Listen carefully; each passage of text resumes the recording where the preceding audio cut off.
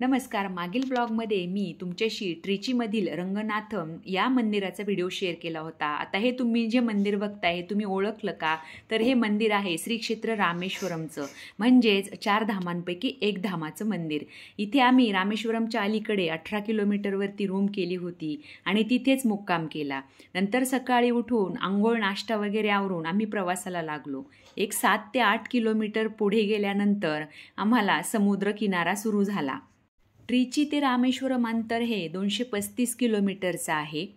इथे तुम्ही बघू शकता, इथे छान असं समुद्राचा नजारा दिसतो आहे. आणि हो, हा समुद्र म्हणजे एकीकडे हिंदी महासागर आणि एकीकडे बंगालचा उपसागर, असे 2 समुद्र एका ठिकाणी रामेश्वरमला मिळतात.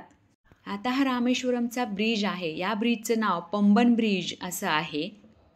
खूप लांब ब्रिज आहे हा आणि आम्ही या ब्रिजवरती थोडेसे फोटो काढले, कारण इथे बरेच जण फोटो काढताना दिसले, म्हणून आम्हालाही फोटोचा मोह आवरला नाही.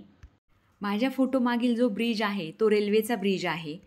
या ब्रिजवरून बघितलं तर दोन्ही समुद्राचा फरक लक्षात येतो. बंगालचा उपसागर हा शांत आहे, तर हिंदी महासागराच्या लाटा खूप मोठ्या आणि खूप उसळलेल्या आहेत.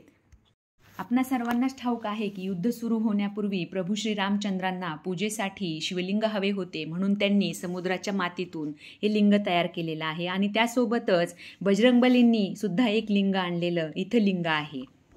ब्रिजवरनं पुढे आल्यानंतर आम्ही रामेश्वरममध्ये प्रवेश केला. त्यानंतर समुद्रात हातपाय वगैरे धुतले. इथे मी माझ्या यजमानांचे पाय धुवून घेतले.